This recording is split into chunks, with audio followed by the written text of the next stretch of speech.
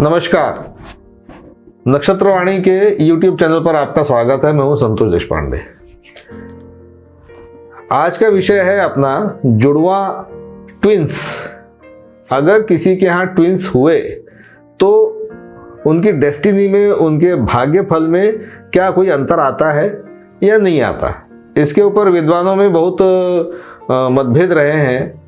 मैं तो फॉलोअर हूँ, छोटा आदमी हूँ, लेकिन जो हमारे गुरुजी लोग थे उनके मध्य इसके ऊपर कई बार चर्चाएं हुई हैं। और कुछ लोगों का मानना है कि दोनों का भाग्य समान रहता है, कुछ का मानना है कि नहीं, अगर जन्म में 2 मिनट का या 3 मिनट का भी अंतर है या 5 मिनट का अंतर है तो उनके भाग्य में, उनके साथ, उनके जीवन में, दोनों के जीवन में काफ़ी अंतर आ जाता है। तो अब ये अंतर क्यों आता है?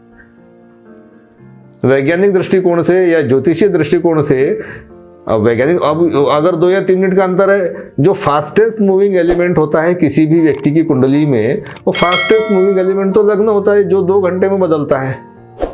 1.25 घंटे से लेकर के 2 घंटे 10 मिनट, 2 घंटे 15 मिनट, इतने में किसी व्यक्ति का लग्न बदल जाता है।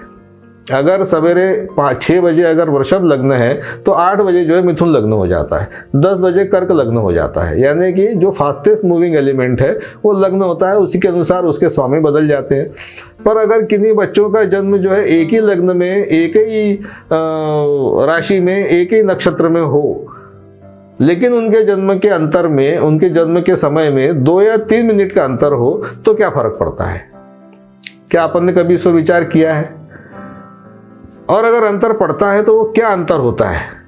क्या अपने पास में इस प्रकार के विचार को फॉलो अप देने के लिए कोई उदाहरण है क्या? तो आज मैं आपके सामने एक ऐसा उदाहरण प्रस्तुत करना चाहता हूं कि जिसमें जुड़वा बच्चों की कुंडलियां आई मेरे पास में। उसके ऊपर अपन थोड़ा सा विचार करेंगे, उसके ऊपर अपन थोड़ी सी चर्चा करेंगे, और उनके जीवन का एक पहलू, जैसे कि विवाह का पहलू,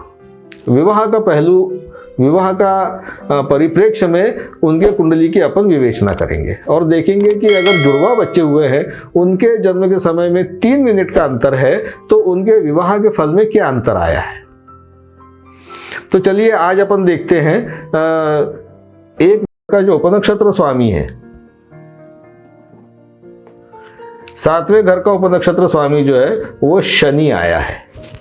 और ये जो शनि है, इस शनि के कारकत्व देखें हम कि ये शनि किन भावों को, किन घरों को रिफ्लेक्ट करता है।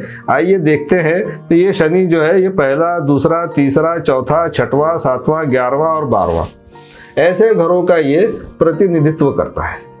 तो इसमें से जो हमारे रिक्वायर्ड हाउसेस है, जैसे कि 2रा घर है, 7वां घर है और 11वां घर है, ये 3 घरों को दिखाता है। इसका मतलब है कि इस व्यक्ति का विवाह अवश्य होगा। अब ये जो शनि है, ये शनि यहां पर देखिए आप, ये शनि का संबंध, शनि का नक्षत्र स्वामी शुक्र है और उपनक्षत्र स्वामी राहु है, और उसका जो उपनक्षत्र स्वामी का भी नक्षत्र स्वामी वो भी राहु है। राहु जो है वो यहाँ पर 1, 2 और 3 तीन ही घर दिखाता है। तो कालांतर में इस व्यक्ति का जब समय आया तो इनका विवाह हुआ। इनका विवाह होने के बाद में एक पर्टिकुलर दशा अंतरदशा में, जैसे मैं दशा अंतरदशा भी आपको दिखाता हूं।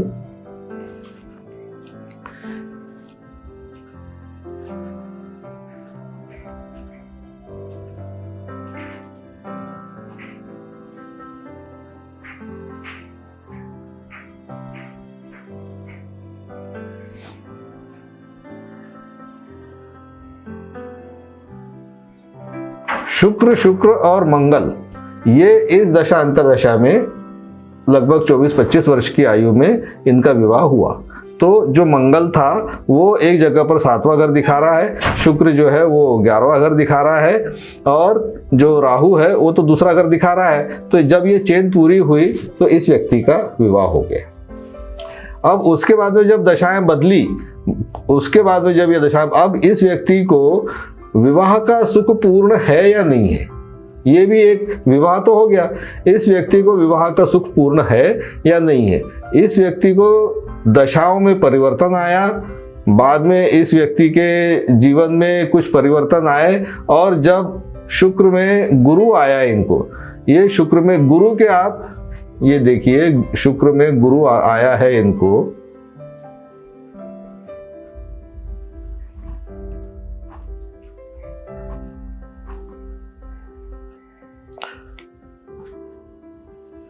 सोलह सितंबर 2022 को शुक्र में गुरु प्रवेश किया। अब शुक्र में गुरु जब आया तो ये जो गुरु था ये केवल 2 घर 4 और 6, 11, 12 ऐसे हाउसेस ये दिखाता है। इसमें से जो 6वां घर है ये इनके वैवाहिक सुख के लिए बाधक था, तो इस वजह से 2022 के बाद में इनकी पत्नी इनको छोड़ करके चली गई। तो इनका विवाह का सुख जो है वो 7-8 साल का रहा। 7-8 साल इनकी पत्नी की भी मेरे पास में कुंडली है। इनके जो अब इनके कुंडली में तो 5वां घर दिख रहा है, लेकिन इनकी पत्नी की कुंडली में 5वां घर उतना स्ट्रांग नहीं था, तो इनको लगभग 7-8 वर्षों तक के संतान नहीं हुई। तो ये संतान विहीनता की स्थिति में इनकी पत्नी इनको छोड़ करके जा चुकी है। आज की तारीख में 2022 अभी लगभग 1.5-2 साल हो गए हैं, उनकी पत्नी वापस नहीं आई है। कोशिशें चल रही है, प्रयत्न चल रहे हैं। मेरा ऐसा अंदाजा है कि जब शनि की अंतर्दशा, शुक्र में शनि की अंतर्दशा आएगी, तब हो सकता है कि इनकी पत्नी लौट करके इनके पास में आए। मैंने इनको कुछ उपाय बताए हैं, वो सज्जन उपाय भी कर रहे हैं, और हो सकता है कि उनकी पत्नी एक निर्धारित दशा अंतर्दशा में, जब शनि की अंतर्दशा आती है, वो हो सकता है कि वापस आए। ये वीडियो असल में मैं 2 पार्ट में बनाना चाहता था।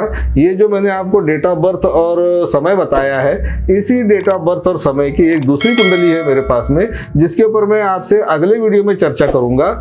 आज के लिए बस इतना ही। अगर आपका कोई प्रश्न हो, अगर आपका इस संबंध में कुछ आपको और जानना हो, तो प्लीज़ कमेंट बॉक्स में लिख करके हमें अवश्य अवगत कराएं। आपसे निवेदन है कि हमारी वीडियो को देखिए, लाइक कीजिए, सब्सक्राइब कीजिए, और अपने मित्रों के साथ में शेयर भी कीजिए। धन्यवाद, नमस्कार।